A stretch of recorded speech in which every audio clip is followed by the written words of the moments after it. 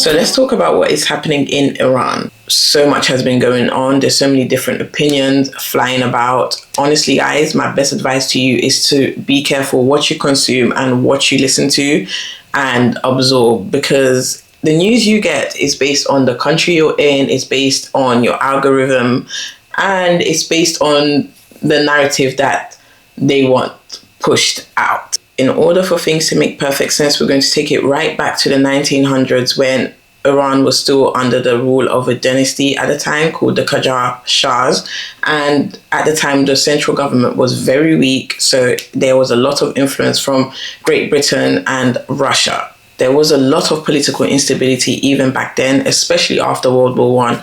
Let's just fast forward to about 1925 when the Qajar dynasty was over, and now we moved on to the Pahlavi era. So this is when Reza Khan, who was actually a military general, back in the 1920s, he actually organized a coup to overthrow the government. Back in 1921, he declared himself Shah in 1925 and started the Pahlavi line. I really hope you're staying with me because Iran's history is very lengthy, but I'm not going to go through everything. I'm just going to bring out the main parts. So the Pahlavi era was when Iran was the most westernized. It had such heavy Western influence. You could see it in the way people dressed, in the religious freedom.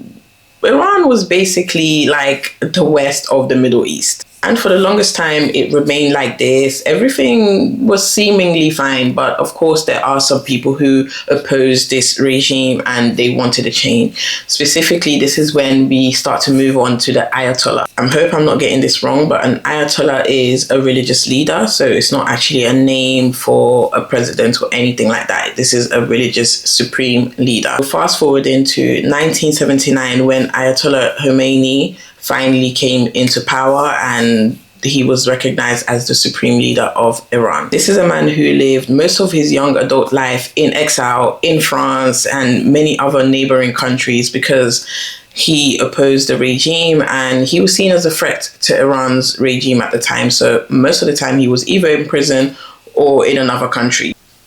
Let's just take a quick pause here because I do not want to confuse you. Khomeini and Khamenei are not the same people.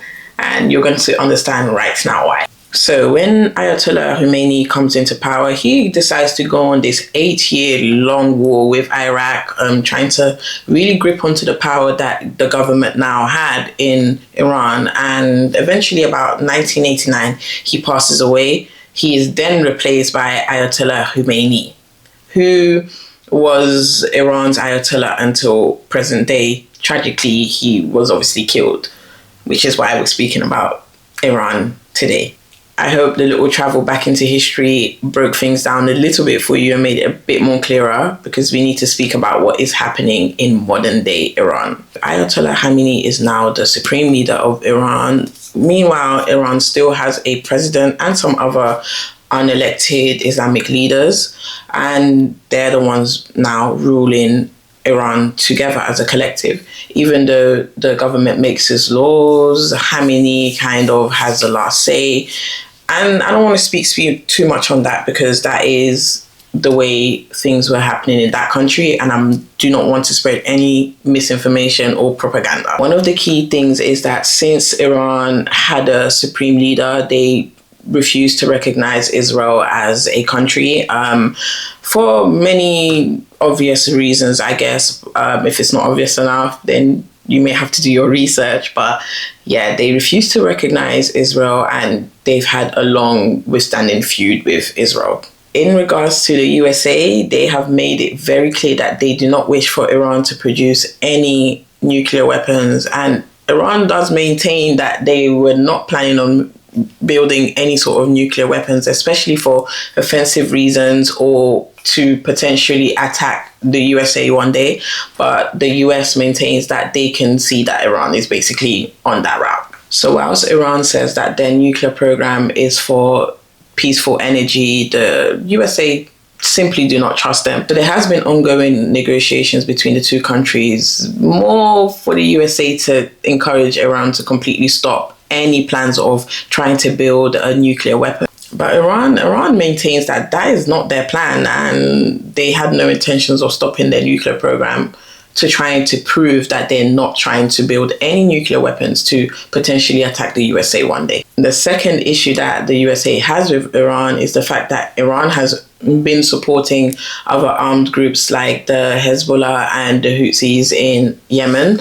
And these are groups that the USA and many other countries in the West consider to be terrorist groups. So they'd like Iran to have no sort of links to these terrorist groups. The third issue is the USA have openly, especially under the Trump administration, supported the idea of a regime change in Iran. So there are many Iranians around the world in the diaspora who are asking for a regime change in Iran.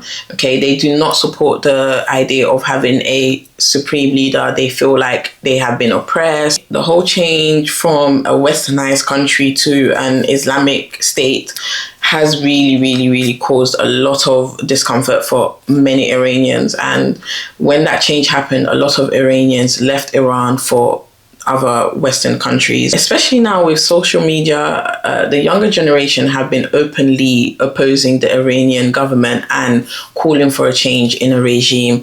This is something that the Trump administration have been very openly supporting. And you can imagine how the Iranian government and the Ayatollah would feel about this. So this week, negotiations were resumed between Iran and the USA. And in the middle of the negotiations, the USA decides that they're going to attack Iran. I guess to make their voice heard, I guess to show that they're definitely serious about what they're proposing.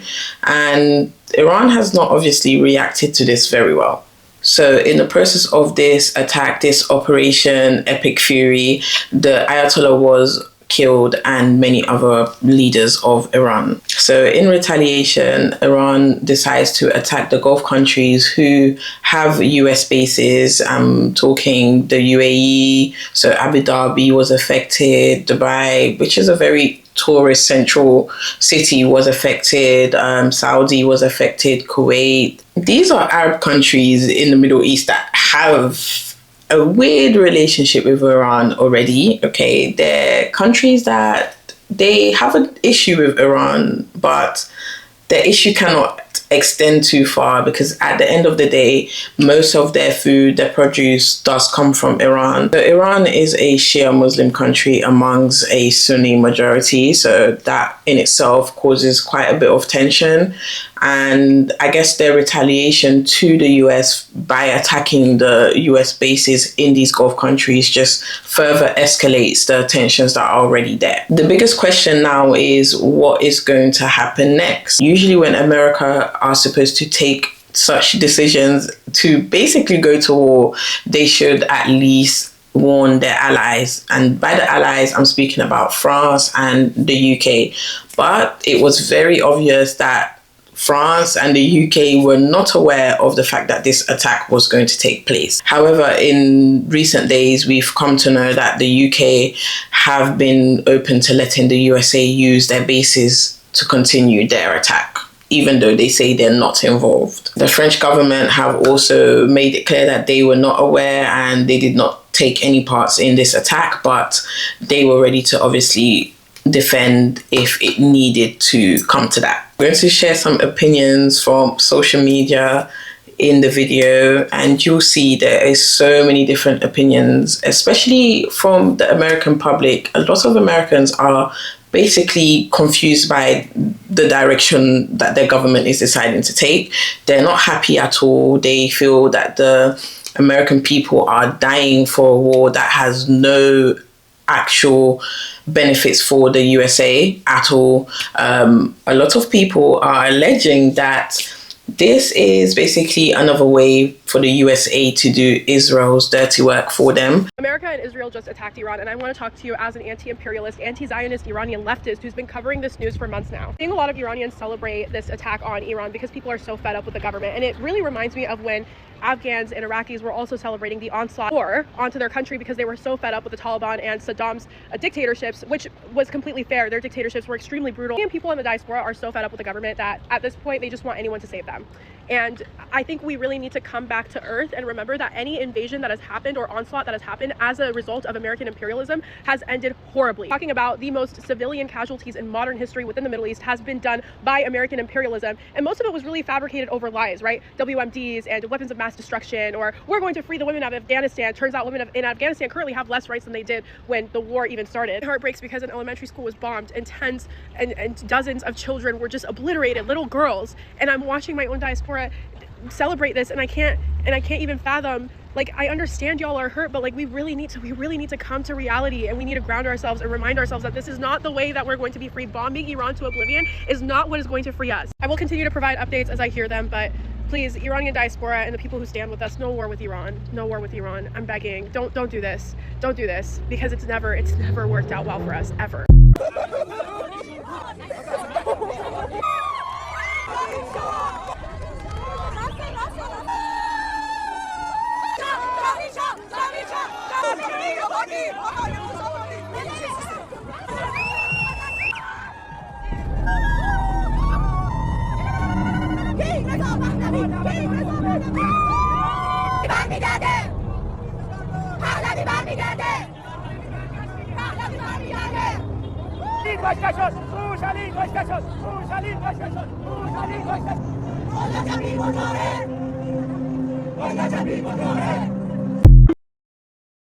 It is official now that Ayatollah Khamenei passed away. Well, I'm honestly like shocked, bro. I'm in denial. It's crazy. May Allah grant him Jannah, inshallah. Passed away as a martyr. Fought for the oppressed, and he was the only leader in the Middle East that stood up for what was right. Now you guys can keep falling for this propaganda. You the fake Persian Zios could celebrate, but I swear to y'all, this is not what you guys really needed. Alhamdulillah, he passed away during the month of Ramadan and as a martyr. But wallahi, he's not feel real. I cannot believe this just happened. The fake Iranis out there, bro, this is not over. But let's just say you got what you completely wanted in this new government in town. You will officially be under Is Not Real. To the Syrians, go celebrate with your Is Not Really brothers. You guys both have something in common, and that is celebrating the passing of Ayatollah Khamenei. What's happening between Iran, America, and Zionism is not about domestic affairs. It's not about freeing people from an oppressive regime, and it's not about the attitude citizens have towards their leadership, okay? The lens of analysis here is not about the government and those it governs. That's a different lens of analysis. That is about nationalism. That's about national politics. That is about domestic affairs. The lens of analysis being applied here because a foreign state is intervening, right? And another state is geopolitics. Geopolitics looks at the power relationships between states, between countries. It's the study, right, of how geography shapes power, strategy, and international affairs. This is what we are looking at. So some people will criticize that analysis and go, you're not focusing on what's happening domestically. People do not like their leadership. What we're saying is that there are multiple lenses of analysis, and the one that concerns the stability of the world, the stability of the regions, is geopolitics. And this is the significance of what's happening in Iran. You can critique American imperialism and Zionist intervention, right, whilst acknowledging the fact that there is discontent within the country. But the lens of analysis here is geopolitical. It doesn't replace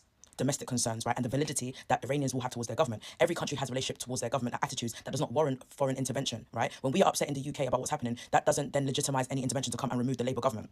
That's not how it works. With social media, it's very difficult to know exactly what the public's opinion is in these other countries like Iran, because we simply don't hear from them living in the West. So it's very difficult to know. But there was definitely scenes from people mourning in the public after the Ayatollah was killed. Reports say this is about 20% of the population in Iran. That implies that the support for the Ayatollah and the regime is not really supported in Iran. 20% may seem like a low number, but again, we do not know 100% what the rest of the 80% are thinking, how they're feeling, exactly where their mind is at with this whole situation. So let's not forget that some of the things that the media is going to put out there is going to be a bit of propaganda, and we're just never going to 100% know. I have watched so many podcasts on this situation, on this topic, and it was very interesting to see that this media personality, you know, for someone with such a big following and the type of content that he does on his YouTube channel, he spoke about the fact that when he mentioned this topic on social media, he received so many messages from fake accounts. With his team, they're able to detect when it's a fake account, when it's been programmed by a bot. And he was receiving so many DMs trying to encourage him to put a certain narrative out.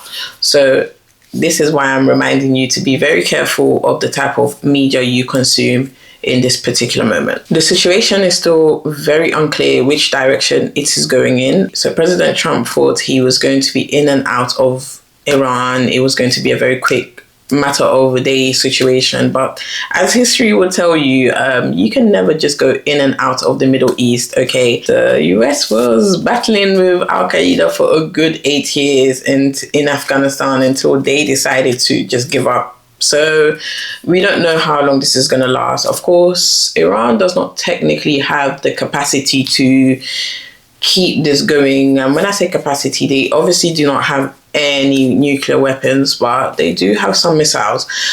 Problem is, how long can they keep this going until they run out of the ballistic missiles to keep this going?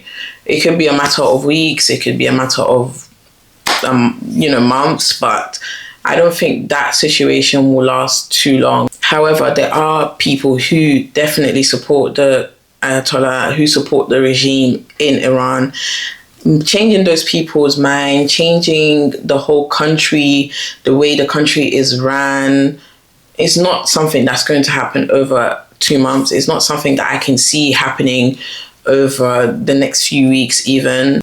When the USA has gone into other countries, they can go in and remove what they consider to be the problem, but the problems that come after that is usually for that country to figure out and deal with on their own.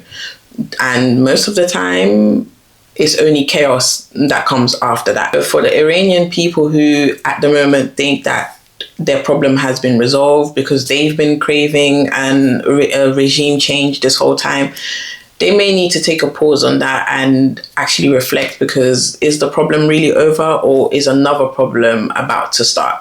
As for Israel basically continues to have problems with every neighboring country at the moment. Israel is basically in a shark's tank, okay? They are surrounded by enemies. They are surrounded by people that they do not get along with. I wonder how long that stance can continue before they become swallowed. Let me know what you think of this situation in the comments. Obviously, try to keep your comments as respectful and just be mindful of the fact that this is YouTube and there's certain things you cannot say. There's so many things to cover when it comes to this topic, but I'm going to leave it here for today. Maybe I'll do a follow-up video depending on how much engagement this video gets. If you want me to do a follow-up video on this, then definitely you have to like, comment and subscribe. Okay, that's the only way it's going to let me and YouTube know that you like this type of content, and I'll definitely be back with another one.